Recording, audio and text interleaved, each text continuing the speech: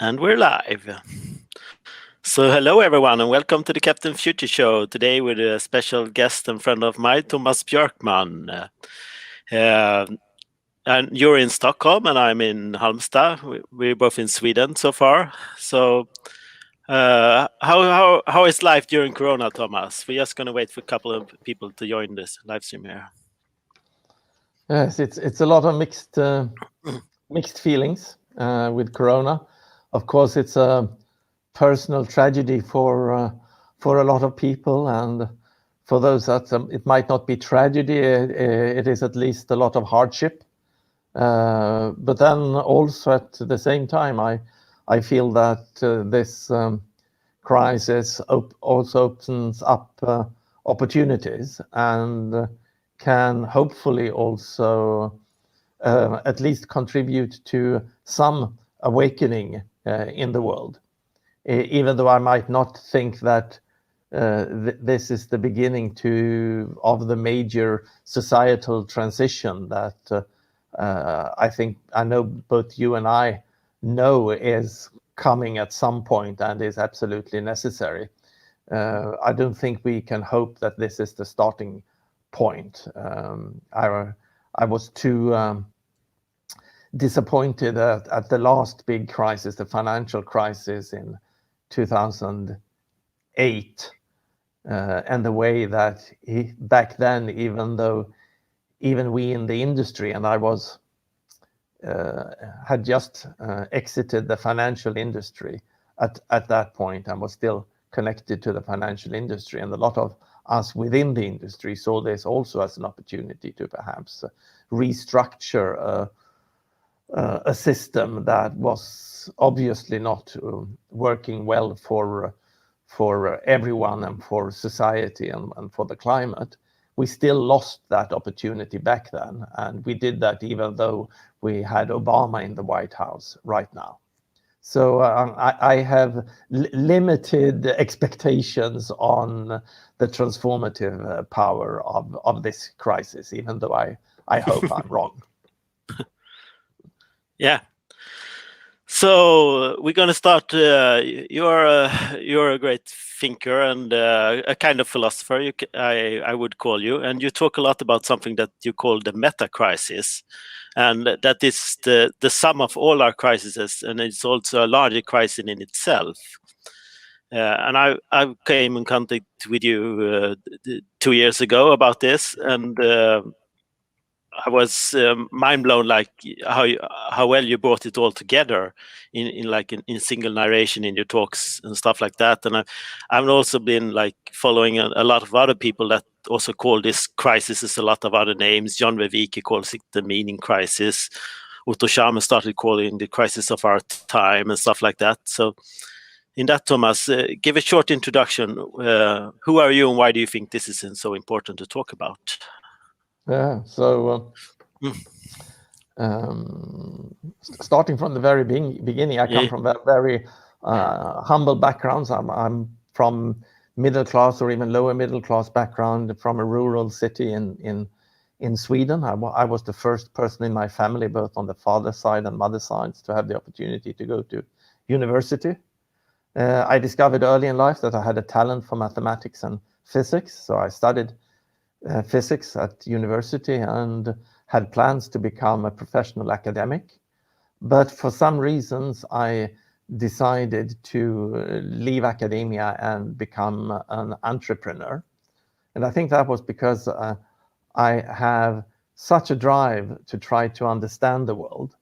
But I think that equally important is also to change the world.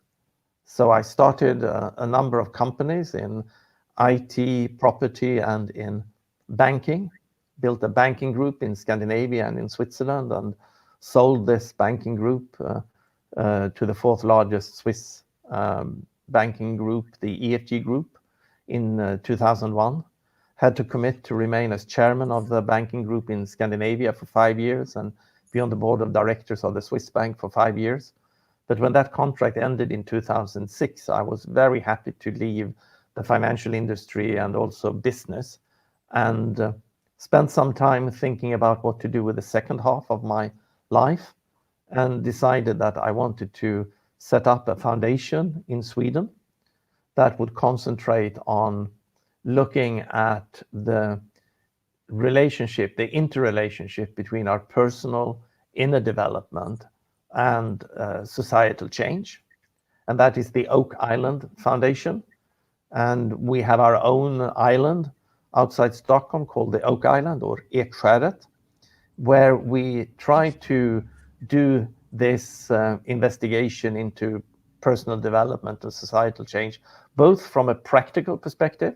So we do retreats and we do youth camps in the summer, but also from a more theoretical or philosophical perspective. And I've also had the opportunity during these 10 years that I've been active in my foundation to write 3 books.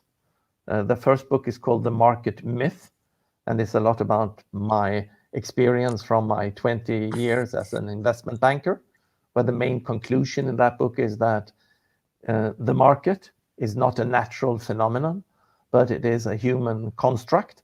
And as a human construct, even the free market, if there is such a thing as a free market, could be different. Even the free market is a social construct and not a natural phenomenon. The second book I wrote together with my Danish friend and colleague Lena Andersen is called The Nordic Secret, and it is about how the Nordic countries actually already 150 years ago had a very deep understanding about the importance of personal development in societal change. And we might come back to that and that story. And then my latest book is called The World We Create, with an emphasis on we and the fact that we tend to forget that we are actually, whether we are aware of it or not, the constant co-creators and replicators of our world, and that it's now time for us to be self-conscious about that fact and take on that responsibility that comes with those insights. So that's a bit what I've done around the foundation. Apart from the foundation in Sweden, I also started a number of other social initiatives. So I'm really an entrepreneur by calling. So I've started a conscious co-working space in Stockholm. We have a conscious co-living space in Stockholm, a conscious co-working space in Berlin, a small research institute in London called Perspectiva, and a media platform in Berlin called Emerge, where we are trying to come together around the question, what is emerging in the world today? So that's a bit about my background. A little bit about your background, yes. Yes. And what I'm doing and how I'm keeping busy. Yeah, you're keeping busy, yeah. Yeah. So have you been extra busy now during the last 2 months that we have this COVID breakout all over the world? What is the refocus right now, or what is the conversation going on in your head or in your world around this? Yeah, I think we are in an extraordinary moment in time, an extraordinary moment in human history. And you were mentioning about the meta crisis. And I think that is a realization that more and more people are coming to, that all these different crises in the world that we have seen for many years, the environmental crisis, the psychological ill health crisis, the social injustice crisis, obesity crisis, and you can just go on and go on about the different crises that we can see in the world. More and more people start to realize that these are not different crises. They are all symptoms of one underlying meta crisis. And that meta crisis is the fact that the worldview that has been dominating the world, at least the Western world, for the last 200 or 300 years, the Enlightenment view of our world, that we should also stress and remember were a very, very important step in the development of humankind when we went from a dogmatic religious way of looking at the world to a scientific, rational way of looking at the world. And that has, of course, been very, very helpful for humanity. That way of looking at the world has given us the Industrial Revolution, it's given us modern medicine, it's given us democracy and human rights. And we don't want to be without all of that. But having said that, I'm convinced that all the major problems that we see in the world today are actually functions of the fact that this worldview has now reached its limit, and that we need to complement this way of looking at the world with new, even deeper perspectives. And this is nothing strange. I mean, humanity has gone through that a number of times throughout the history of humanity. What makes this point in history so special and different from previous transitions of sorry, I got my screensaver now coming on. I can't believe how that happened. I thought this program would have disabled that. I hope you can still see me. Okay. Yeah, we can still see you. Okay. Yeah. So what makes this shift different? And of course, there are many different things, but I would like to point at three things that makes this different. The first is the speed by which this change is happening. Previous changes, as when we went from being hunter-gatherers to becoming agrarian, settling down and starting to become agrarian, that took thousands of years and was a process that took place over many generations. Even the shift when we went from the farming society here in Europe to the industrial society was a process where we could adapt over generations. Exactly, yeah. Yeah, so perhaps my father was a farmer, my grandfather was a farmer, I'm a farmer. I can stay a farmer, but my children might move to the city and become factory workers. Now the technological change is so fast that we need to adapt within generations. And I sometimes, when I give talks, I'll ask the audience, how many completely different worlds have you actually just in your life been living through so far? And of course, depending on how old you are, but even if you are fairly young, it's probably 2 or 3 or even 4 completely different worlds. Of course, I remember doing business before mobile telephones. And the fact that we got mobile telephones sort of completely shifted both our private lives and our business life. Internet, another thing, and so on. And this will just speed up. And that is one reason why this crisis is so acute and unique. Another reason is that this is the first time this change is actually affecting us on a global level. We now live in an interconnected global civilization. And even the breakdown of the Roman Empire, even though that affected a huge part of the world, it didn't affect the whole world in no way. It might have affected 10% of the world in terms of land. But now this system change has to be global because of the interconnectedness of our society. Yeah. And then the third reason why this is different, it is because it is existential. I mean, humans' existence, the survival of humanity due to the climate change that we are going through makes this an existential crisis for humanity. And all these 3 factors humanity has never been facing before. So that makes this in many ways a completely new challenge to humanity. Yeah. And what do you think? Are we able to face such a challenge as humans? As you said, like you and me can certainly grasp it intellectually, but do you think we uh, are able to change society? We can see traces of it now during the COVID outbreak, that it was suddenly possible to change a lot of human behavior, not a lot, but some small human behaviors over the course of a week. Yeah. Like, yeah.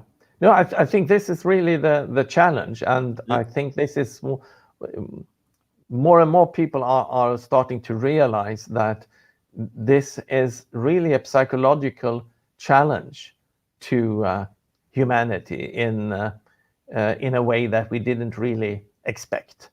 So from the Enlightenment perspective, viewing us all as rational individuals, always being able to take the right decisions for ourselves and for future generations, one would have thought that just looking at the environmental crisis, that just putting enough scientific evidence on the table would make us all realize the seriousness of the environmental crisis. But as we see, that is not enough. Because of psychological reactions, many people cannot take in the seriousness of the crisis, and instead respond with a lot of psychological defenses. yeah. So, and of course, denial being one of them. If I get facts that do not sort of go well with my present worldview and my present lifestyle and the life I want to live, then rather than accepting those as facts, we as humans can easily react by just denial or other defense mechanisms. So we're starting to understand that the answer to these crises, to the meta crisis, is not a rational answer. It's not a matter of finding out more facts or explaining facts to each other. It is rather a deeper psychological and emotional issue, and that we need to work on ourselves in order to be able to actually be able to hold more complexity and to be able to hold more challenges and to be able to squarely face those challenges with courage. And that's where this component of personal development and working on our own consciousness development and emotional development and maturation becomes so important. Yeah. So looking at what opportunities do you think we have right now? Where will this story get across the most? I'm very present in several networks where you and me hang around in Zoom calls and on YouTube, and I've seen you on a couple of places, and I've seen John Vivek, Jordan Hall, and many people in our network talk about this. But this is just a small bubble. But where do you see the opportunity to reach a larger story? I've seen articles in the Guardians about we're not going back to the old normal. We have to create a new normal. So that's a story we can hook on to. But how do you see that? Yes, so I think I would want to answer that by going back to this crisis and how we react to the crisis, because what I see today in terms of, let's call it consciousness or awareness, is a bit paradoxical. Because on the one hand, already with Brexit, with Trump, and certainly with the COVID crisis, we see that this stress and uncertainty and even fear that comes from the uncertainty, that makes somehow the consciousness of the population to go down. So I think that certainly in the UK, where I usually live, I'm based in London, even though I'm in Stockholm right now during the COVID crisis, and I certainly see how out of fear, the general consciousness is going down. But at the same time, we see an awakening. But that awakening is still very small. But it's starting to become significant. And if we are talking about these things like realizing that we are in a meta crisis, that we need fundamental societal transformation, and that societal transformation might actually start with individual transformations, those perspectives 5 years ago only resonated with a very, very tiny part of the population. It might be only a fraction of a percent, a promille, one in 1,000, or even that 5 years ago. But we have certainly, during, again, Brexit and Trump, seen an awakening. And now with the COVID crisis, I would say that in at least UK or in Sweden, we are now seeing an awakening in perhaps 1% or 2% of the population. And that is, of course, 10 times or 20 times what we saw 5 years ago. And 2%, that can sound very, very small, but if you translate that into numbers, into absolute numbers, we are talking about perhaps 4 million people in Europe. We're talking about 4 million people in the US. So, and that's a lot of people. And with these people, you do not need to sell these new ideas. These people are wakening up themselves to these perspectives, and when they hear about them, they resonate deeply with them, and they become curious. So I'm very, very optimistic there about this awakening, the small awakening, but rapid awakening that's going on. My main question is, which of these two forces, the fear that is dominating the majority of the population, or the hope that is starting to spread in a minority of the population, how will this dynamic play out? And especially interesting, that question becomes in the new media environment, because in the media environment we had, say, 10 years ago, then, in quotation marks, an enlightened minority had a much larger possibility to get their more enlightened views actually spread out in the population. Now with a more democratic social media that has got algorithms that more incentivize fear than hope, unfortunately, I'm a bit pessimistic. Yeah, so am I.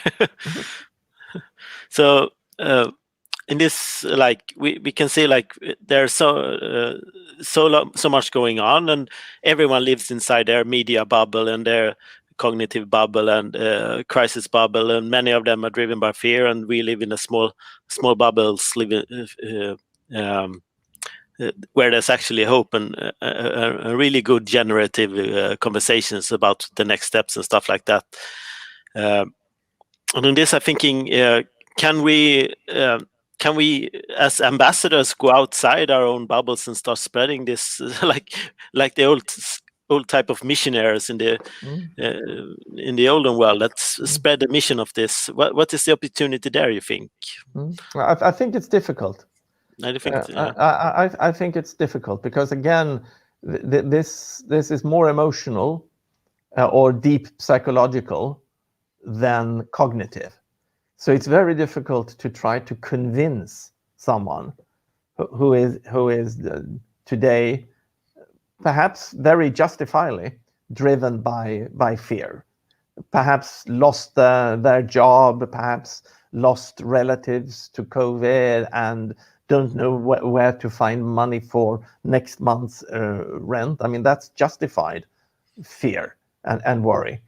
To try to sell hope in such a situation is quite difficult, and but perhaps we have something that to learn from the experience of the Nordic countries 100 or 150 years ago. And I might take the opportunity just to briefly go back to telling a little bit more about the book of the Nordic Secret. I want to show the book there. That again, Lena Anderson, my friend and colleague in Denmark, and I wrote 2 years ago.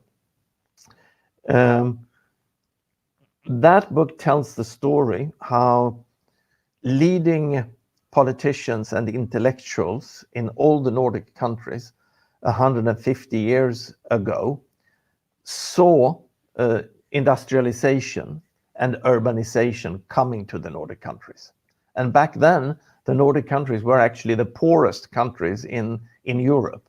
Sweden was that poor that up to 30% of the working population actually had to emigrate mainly to the US just to avoid starvation.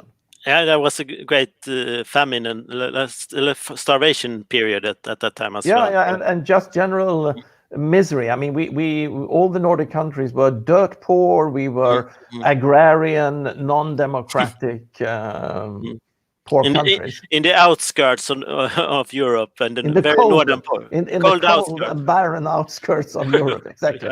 But then in just a few generations later, even before the Second World War, we were amongst the happiest, the richest, the most stable industrial democracies in the world. And the reason why we managed that transition so well, even though it was turbulent, was exactly the fact that we had these politicians and intellectuals who knew that in times of rapid change, it's just so natural for us humans to want to have some sort of external authority to hold on to.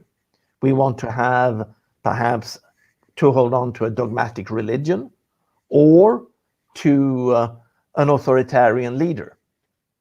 But these politicians, they didn't want to be authoritarian leaders. They were firmly committed to building democracy. And they knew that the only way to build stable and lasting democracies is to build it from the bottom up. So what they wanted to do was to create a lot of conscious co-creators of the democratic industrial society. They wanted to have a lot of people that had internalized their locus of control, were not dependent on external authority, but had become grounded enough in themselves to have developed a strong inner compass so that they could navigate turbulence. Yeah.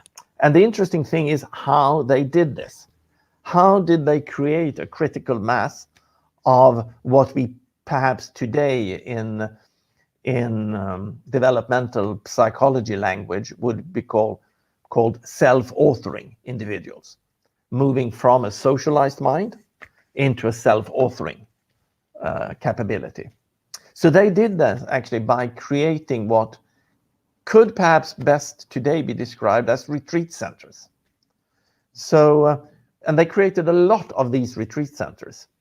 So by the turn of the last century, year 1900, there were 100 centers like this just in Denmark, 75 in Norway, and 150 in Sweden, where young people, mostly in their 20s, later on with full state subsidy, could spend up to 6 months with the expressed aim of finding their inner compass and becoming mature enough to be able to work as conscious co-creators of democracy. And when this program was at its height, almost exactly 100 years ago, then actually 10% of each young generation had the opportunity to participate in one of these 6 months retreats. And of course, this created a critical mass of people that were able to help the new world emerge and to become co-creators in that process. What made this even stronger was the fact that these people that participated in these retreats, or these folk high schools as they were called, they came from all different sectors of society, and actually a majority was from either working class or farming background. Had these 10% just been in an isolated elite, I don't think that would have been enough to create a tipping point. But when you had these 10% everywhere in society, that really created an environment where trust and a new democratic society could evolve. And then we can, of course, ask the question, and we do in the book, is there anything here we could learn today when we are at an equally large, again, societal transition? Now it's not from a pre-modern to a modern society. Now it's from the modern society through the postmodern deconstruction of this society into something new that we might call an integral society or a holistic society or even a meta-modern society. And then I usually say, I don't think we can take the Nordic experience or the Nordic secret as a blueprint, but it is certainly a case study showing that a broad-scale focus on supporting consciousness development can have substantial effects on society. And today, to use Otto Scharmer that you were referring to earlier, to use his language, he would say that we have to move from an ego consciousness to an eco consciousness. Yeah. And then the question is, so how can we help as many people as possible in different positions in society today to move from an ego consciousness to an eco consciousness? Exactly. So, and we know it's possible because it's been done before. So it's not something that is impossible, and we certainly have the resources to do it. But what is the trigger or the shift that will make this happen, you think, then? What is it? What are you working on to make this happen? I know this is a life project of yours, so you must have the what's your idea right now how to make it happen? So again, I think this transition into a new society, I think that is a truly emergent process. It's the social system of the globe self-organizing, going through a phase transition at a bifurcation point, to use system science language. And we should know at such a point, at such a bifurcation point, it's really a fork. And society, or any complex self-organizing system at such a point, can go two ways. You can either go to a breakdown, where you see a collapse of the system, or you can see a step up in system, in complexity, but also perhaps in elegance. And then that would then mean that a more complex and perhaps also elegant way of organizing our society would be possible. And I think that the most determining factor here in this process, which is emergent, which means that we can't manage it, we can't control it, we don't know exactly what the outcome will be, but we can facilitate it. And consciousness development, I think, is one major way of facilitating it. So how can we do that? Well, of course, we could do as we did 150 years ago in Scandinavia. We could encourage people and nations to start a lot of centers for personal development. And I would definitely do that. I would definitely encourage that. But that is a relatively expensive way of doing it. So I'm right now also interested in if there are ways where we can leverage these insights and scale them up in a more cost-efficient way. So one of my projects here in Stockholm at the moment is called 29K. That's 29,000. That's the number of days in your life if you live a long life. That project is trying to build a digital platform for personal growth and transformation. And that is live since 4 months now. So you can go to 29k.org or just to App Store and download the app and try it out. It's for free. 29K is a non-profit open source, co-created organization where we try to bring together the best researchers and practitioners in the world when it comes to personal development, and then free of charge bring that to a general public. Yeah. So that's certainly one step in this direction. So, and what else is going on right now? You seem to be very busy in this time. So, but yeah, I think as this is an emergent project, I just encourage everyone to experiment. We need to have lots of experiments, and these conscious co-working and co-living spaces that I've been part of creating are such experiments that we are trying to see how can we live and work together in deeper and more meaningful ways. So that's experiments that I'm part of. Then I see a lot of very interesting, encouraging experiments also on the technological side with different sorts of cryptocurrencies and even digital democracy experiments and things like that. So I think we are right now in a time where we need to try and experiment. And I think that technology will be as it has always through history, will also this time be a very large determining factor in enabling this next step.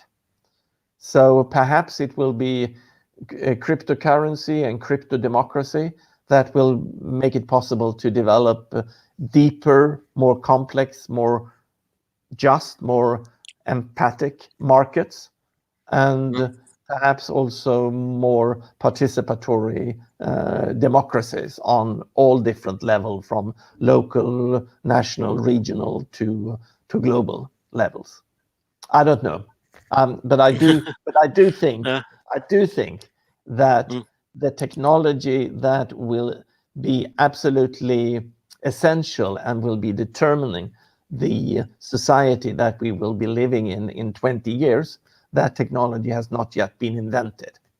So that is how emergent this process is, and that is how difficult it is to really try to see into the future. Yeah. So Rehan is watching with us here. You know, you have talked to Rehan as well, I guess. Yes. And he's having a global project, but also focusing mostly on Pakistan, but also very large focus on a global set to take learning and lifelong learning on a new level. And if you think like outside Sweden, outside Europe, where is there other possibilities that we could explore on this process? To see we're in a stagnant part of the world with many large institutions and heavy bureaucracy and stuff like that, but there are emergent markets and emergent democracies all over the world where it's a lot easier to change things because they don't have this. Yeah. Absolutely, and you can leapfrog, both technologies and institutions and a lot of things. So no, I see many places all over the world, not the least actually in Africa, where there is a lot of potential to leapfrog into completely new institutions and arrangements. So that's one thing. But then I also think that we should not be too fixated on the nation states and geographical areas. I also think that through the internet and through crypto technologies, it might be that these new communities that are being formed and that will perhaps even dominate the world 50 years from now might not be geographical communities, but rather communities that are formed from people everywhere in the world. So I think we should be watching both of those possibilities. Yeah. And in that, where do you think, like, I work with Bertola, who's been commenting a lot here, and it's backstage, and we work with the learning a project called Learning Society in Trondheim, and it's connected to UN and the global goals. Do you see any possibilities working as a connection with the global goals and UN with this? Because this is a story where many countries already have some sort of agenda of working with.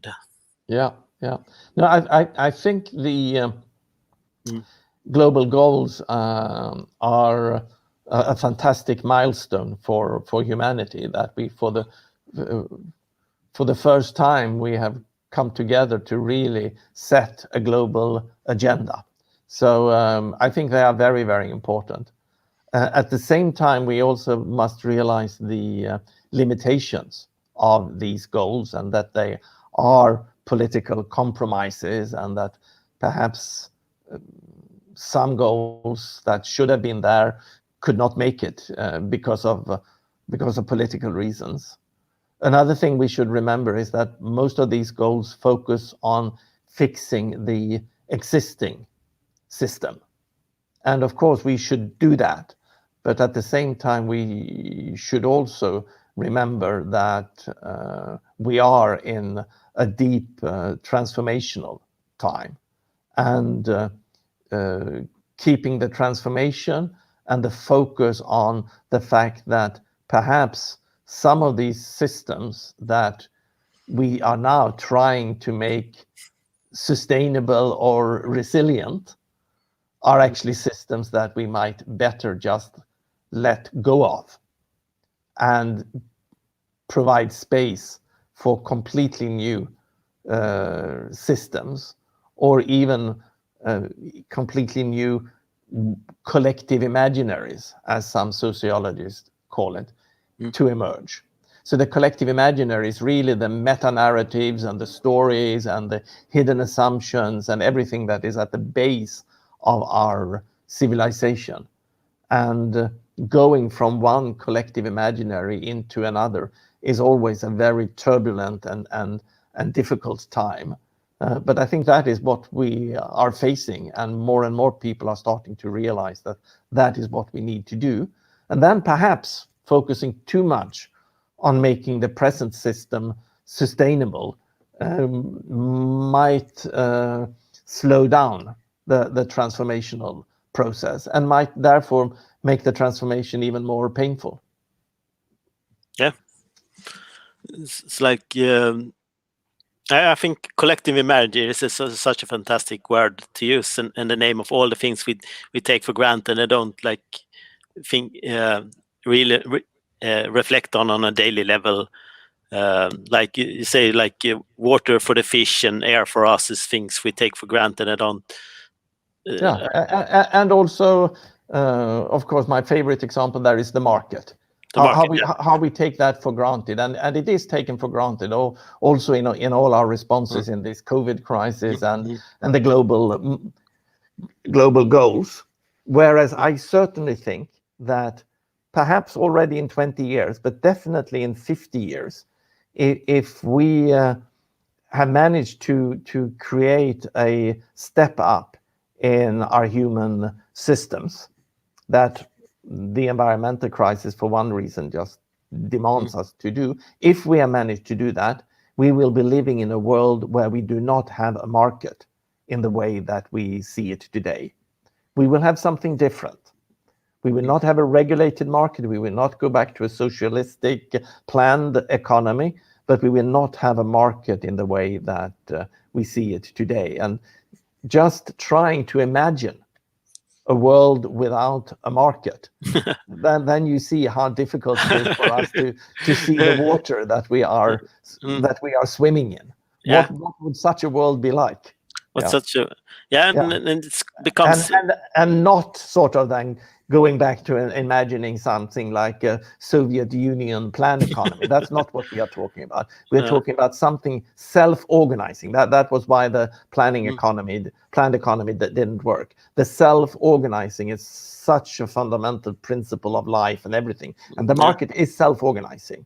So what will replace the market will also be a self-organizing system, but a system that is probably self-organizing in a much more deeper and clever way than the market is self-organizing. Yeah. And it becomes very apparent now, because some of our markets suddenly just stopped during the COVID, like they're just standing still, and some markets became very important, like food. The focus on food everywhere on Earth become very important, and all the infrastructure and all the systems that support the food market, the global food market. And perhaps I could just develop this a little bit more, so it doesn't just sound so strange. So we should remember that, of course, that the market, but also the plan economy, is just a way of handling information. So the market is an information management system. And what makes the present market so efficient compared to a plan economy is the fact that we project this multi-dimensional universe of human values down to just one single dimension, and that is the dimension of price. And of course, that is a huge reduction. So we lose so much information in that reduction, but we gain so much in efficiency. The efficiency gain is astronomical. And that is why that market was such a powerful tool to bring us to where we are today, in a world with limited information management capacity. But we don't live in that limited information management capacity world any longer. Now, almost all our transactions, almost all our payments are done electronically. So then we could give up this idea of reducing all values just down to one value. one single value. So we could keep a lot of more information in this self-organizing process. And that's where we are going somehow. If you take the example of food, we can connect every types of data to it. What type of nutrition does this food supply? Where has it been produced? How much water has been? The environmental impact in the production? The transportation chain? What sort of employment contracts were used in the production? And all of that information can be in the product and can be so we don't need a single data point like price anymore. No. So that's try that thought experiment and imagine a world without the present market, with that sort of information management system, and add to that hopefully very soon, if we are not already there, we should be able, through the technological development, to be living in a world of abundance within planetary boundaries. And perhaps they're not a materialistically abundant world, but definitely a world of abundant well-being. We already today have the resources to make it possible for every person on this planet to live a rich life in well-being. The problem is not the resources, the technology. The problem is the unequal distribution of the resources and the way that the production of these resources are depleting our planet. So that must be a large focus, and I know many people are thinking very hard all over the globe right now in these processes. But that's something we have to convene with also our deeper understanding why this is important as well. So, but imagine what that would do for your personal development. If you were born into a world not of scarcity, but a world of abundance, where you didn't need to be afraid, or you would fear where your next meal or where your next rent payment would come from. Imagine that relaxation and that openness that could create in every person in the world, and how that could be the basis for their inner growth and maturation and process. Of course, they could then hold a political system that would be much, much more democratic than what we are seeing today. And that is the direction that I hope that we might be able to take as a humanity, even though many signs are pointing, unfortunately, in the opposite direction. And there's so many huge costs connected to mental illness and physical illness all over the world, of course we're doing so much of the other stuff wrong. So if we refocus all the money we have to do to treat all the symptoms of all we're doing wrong, we have all the money and the resources to do things right, so we don't have to spend money on all the symptoms instead. So this is like the refocusing object we have to do. Yes. So we're closing up to an hour here soon. So what else do you want to leave all our listeners with here, Tomas, today? Some positive message or a call to action, or what should we do in the coming weeks and the coming months? Try to stay open. Try to see the opportunities in this.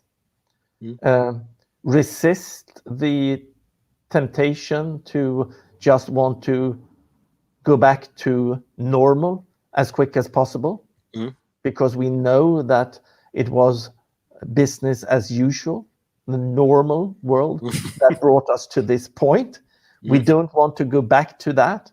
We want to move on. So how can we stay open to that and to welcome transformation? And how can I work on my own transformation? How can I work on my own vulnerability? How can I work on the way that I show up in the world and contribute to the world? And not the least, how can I work on my own compassion? Yeah, fantastic advice, all of them. Yeah, so that's what I'm also focusing on. So do you have any questions for me, Last? No, I just want to express gratitude for the work that you and you all are doing for spreading these perspectives and asking these brave questions. And I certainly think that even though, again, we are in a transitional and emergent moment, we are not just spectators of that process. We are the agents of that process. And as agents in that process, we need captains of the future who can point a direction and help us to coordinate. Because even if we don't know where we are going, we still need to coordinate, and we still need to move in a common direction. Yeah. So like the future is the sum of all our actions, and then we need to coordinate our actions and be big, what we call collective intelligence or collective democracy or something like that. And that's my collective sense making and all of that you are doing as Captain Future. Yeah. So fantastic having you, Tomas. And the conversation doesn't stop here. You're welcome to reach out to me and probably Tomas too, for more talks, interviews, workshops, discussions about this, because we're open to. I know both me and Tomas are working full time to solving everything at once. Thank you very much. Thank you, Michael. Thank you. Yeah, and we have a Riyadh sends its love from Pakistan as well. So thank you so much. Yeah. So bye everyone, and stay tuned. I will talk to some more interesting people in the coming days a week, and I will also do a panel where I talk to many of you listeners. So if you're interested in coming on the Captain Future show, please contact me, and we do a group talk in the evenings, inspirational style or whatever you feel comfortable with. So thank you everyone. Bye. Thank you. Bye-bye.